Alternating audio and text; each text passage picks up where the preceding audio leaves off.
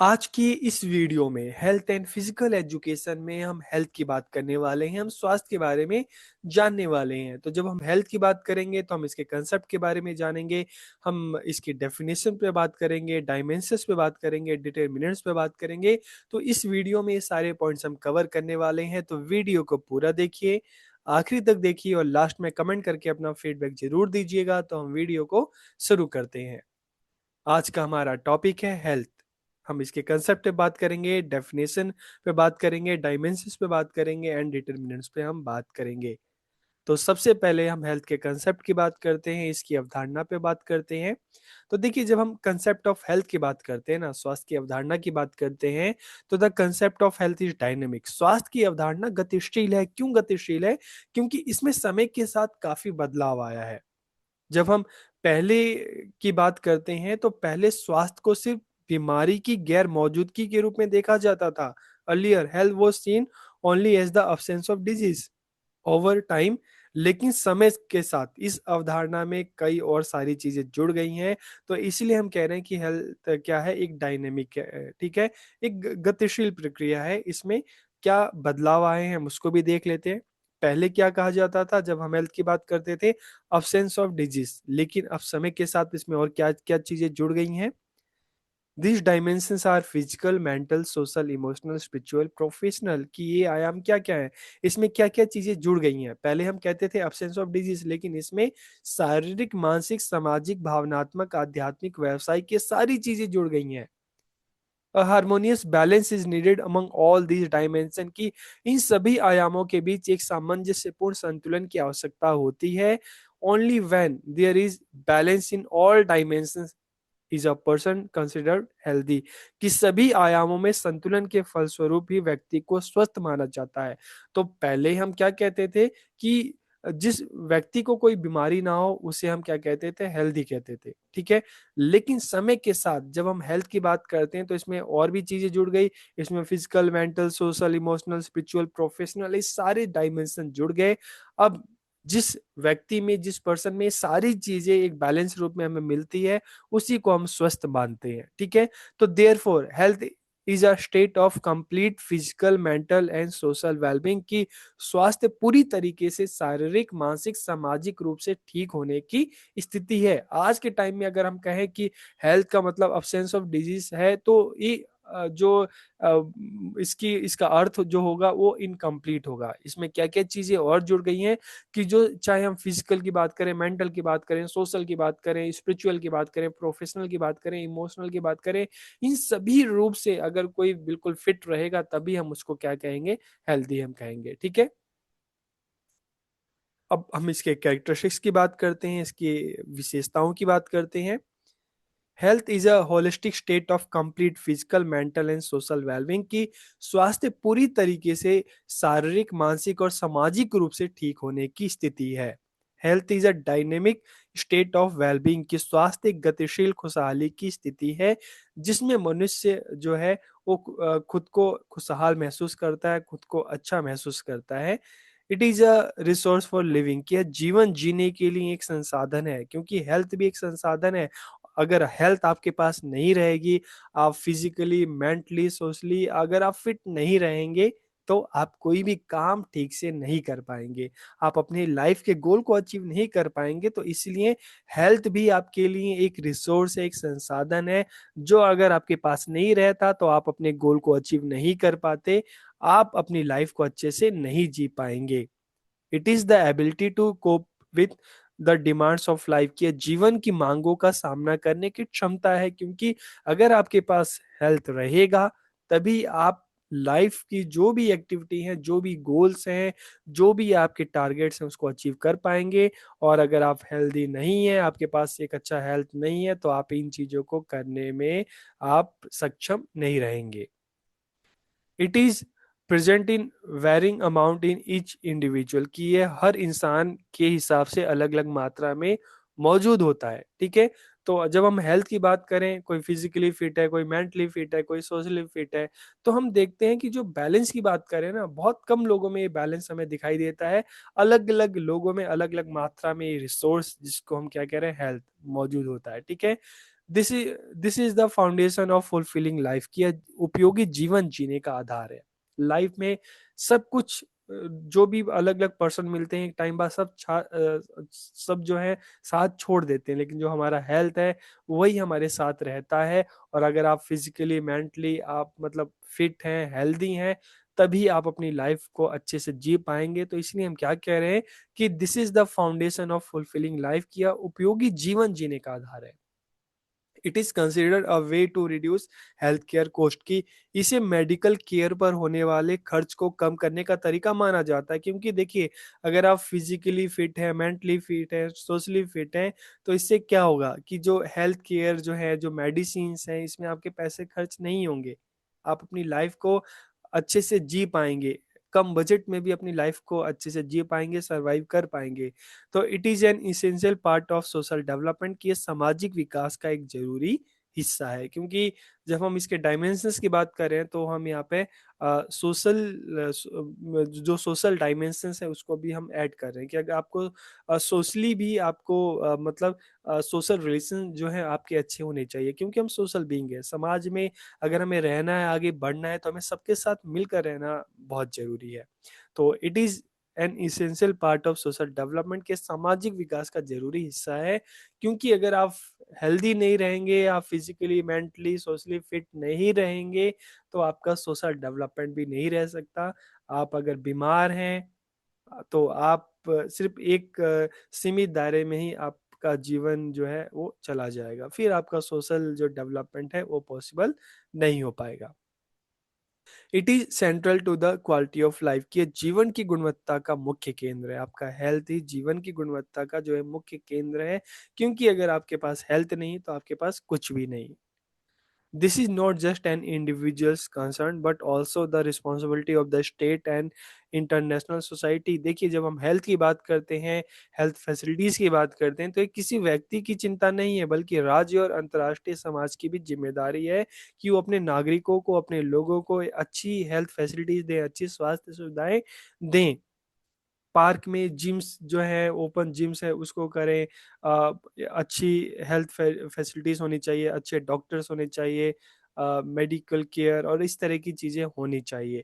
Investing in health is an investment in society and its development कि स्वास्थ्य में निवेश समाज और उसके विकास के लिए निवेश है। क्योंकि किसी कंट्री के पास, किसी सोसाइटी के पास अगर हेल्दी लोग हैं, ठीक है, जो फिजिकली मेंटली फिट हैं, तो वो सोसाइटी आगे बढ़ती है। लेकिन अगर कोई सोसाइटी ऐसी है जहाँ पे लोग फिट नहीं है, हेल्दी नहीं है, तो उसका काफ़ी सारा जो अमाउंट है लोगों के स्वास्थ्य पे, उनकी बीमारी के इलाज पे खर्च हो जाता है, जिससे वो जो देश है वो डेवलपमेंट की जो बात है वहाँ पे आगे नहीं बढ़ पाता। इसके हम डेफिनेशंस की बात करें, परिभाषा की बात करें, तो डब्ल्यू ने 1948 में हेल्थ को लेकर क्या कहा था? State of complete physical mental and social wellbeing and not Mallory the absence of disease और इंफॉर्मिटी की शारीरिक, मानसिक और सामाजिक रूप से पूरी तरह से ठीक होने की स्थिति, ना कि सिर्फ बीमारी या कमजोरी का होना। तो डब्ल्यू ने भी क्या कहा, वर्ल्ड हेल्थ ऑर्गेनाइजेशन ने क्या कहा कि सिर्फ बीमारी या कमजोरी का होना, ठीक है, ना होना, हम उसको हेल्दी नहीं कहेंगे, बल्कि एक state of complete physical mental and social wellbeing की शारीरिक, मानसिक और सामाजिक रूप से पूरी तरह से ठीक होने की स्थिति को हम क्या कहेंगे? हेल्थ कहेंगे। ठीक है। अब हम अगर इसके डायमेंशंस की बात करें, स्वास्थ्य के आयाम की बात करें, तो हेल्थ इज मल्टी डायमेंशनल। स्वास्थ्य बहुआयामी होता है। क्यों होता है? क्योंकि इसमें अलग अलग चीज़ें जुड़ी होती हैं, चाहे हम फिजिकल की बात करें, इमोशनल की बात करें, सोशल की बात करें, इंटेलेक्चुअल की बात करें, तो ये सारी चीज़ें इसमें जुड़ी होती है। तो इसलिए हम इसको कहते हैं मल्टी डायमेंशनल।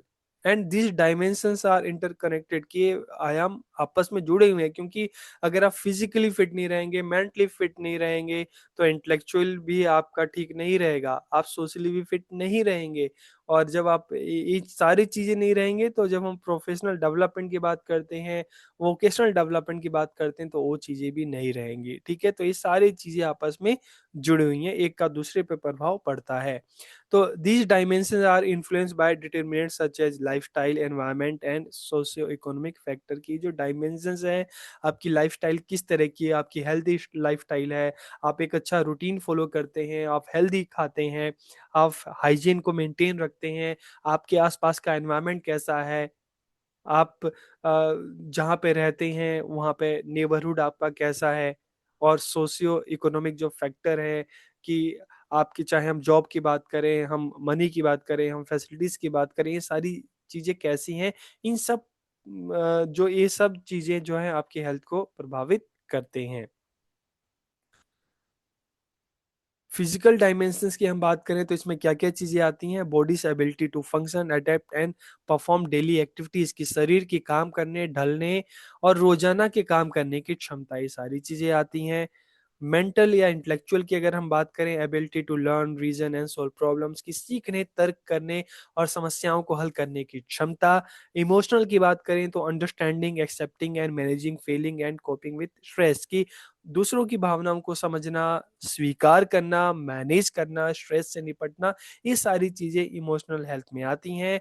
और सोशल हेल्थ की बात करें तो बिल्डिंग रिलेशनशिप, दूसरे के साथ रिश्ते बनाना, एक सोसाइटी में सबके साथ मिल के रहना, फिटिंग इनटू कम्युनिटीज़, की आप अलग-अलग कम्युनिटीज़ में, मान लो आप जिस सोसाइटी में रहते हैं, जिस कम्युनिटी में रहते हैं, और इसके अलावा आप स्कूल में जा रहे हैं तो आपके क्लासरूम की, कॉलेज में जा रहे हैं तो वहाँ पे जो वहाँ का जो लोग हैं उनके साथ में, किसी ऑर्गेनाइज़ेशन को आप जॉइन करते हैं तो वहाँ की जो एक कम्युनिटी, एक सोसाइटी है, तो सबके साथ मिल के रहना, ठीक है? अच्छे से बात करना, इंटरैक्टिंग पॉजिटिवली, कि एक सकारात्मक तरीके से बातचीत, तो ये सोशल हेल्थ में आता है। स्पिरिचुअल अगर हम हेल्थ की बात करें तो finding meaning, purpose and values in life, की जीवन में अर्थ, मकसद और मूल्य खोजना, ये सारी चीजें।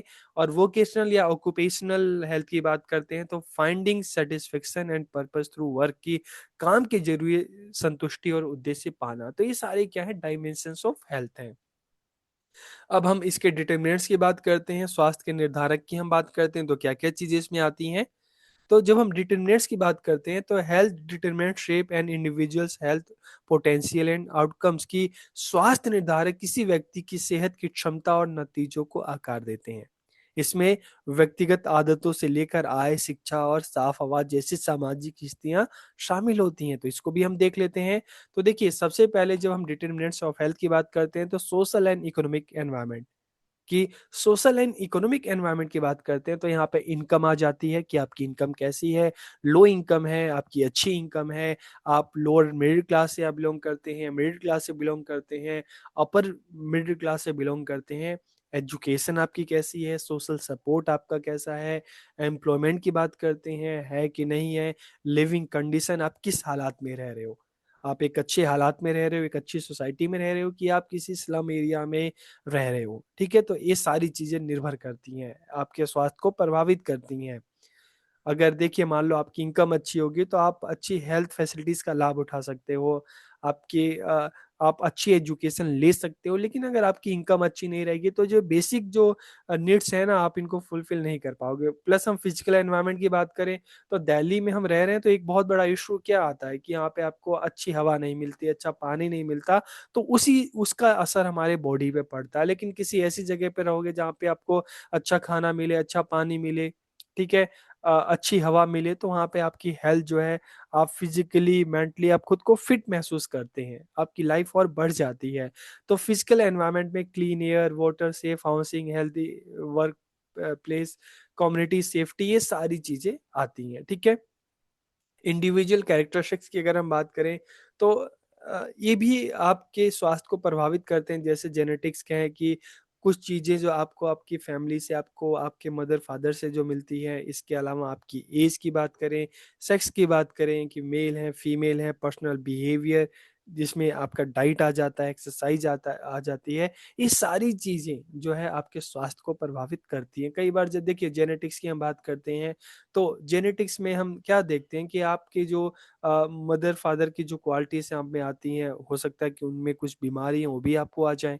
एज की बात करते हैं तो एज के अकॉर्डिंग जो है, आपका वेट है कि नहीं है, आपका हाइट है कि नहीं है, आपका जो हम कहते हैं आईक्यू लेवल आपकी एज के अकॉर्डिंग है कि नहीं है, ठीक है? सेक्स है, आप मेल हैं, फीमेल हैं, ये सारी चीज़ें आपका पर्सनल बिहेवियर है, आप आप हेल्थ मतलब हाइजीन को मेंटेन करते हैं कि नहीं करते, आपकी जो हम फूड की बात करते हैं, हेल्दी फूड खाते हैं कि नहीं करते, तो ये सारी चीज़ें। हेल्थ सर्विसेज की बात करते हैं, ये भी आपकी हेल्थ को प्रभावित करते हैं, जैसे availability, accessibility and quality of health care, की स्वास्थ्य सेवाओं की उपलब्धता, कि आप जहाँ रहते हैं वहाँ पे हेल्थ फैसिलिटीज है कि नहीं है, उपलब्ध है कि नहीं है, आप वहाँ तक इजीली पहुँच सकते हैं कि नहीं पहुँच सकते, क्वालिटी क्या है, जो डॉक्टर है, जो हॉस्पिटल है, आपको अच्छे से आपकी इलाज कर रहे हैं कि नहीं कर रहे, ये सारी चीज़ें। लाइफ़स्टाइल बिहेवियर, जिसमें choices regarding diet, exercise, substances uses की, आपका खान-पान कैसा है, आप एक्सरसाइज करते हैं कि नहीं करते, नशीली जो पदार्थ हैं उसका आप सेवन करते हैं कि नहीं करते, सारी चीज़ें आपके जो हेल्थ हैं उसको प्रभावित करती हैं, तो ये सारे क्या हैं, डिटर्मिनेंट्स हैं।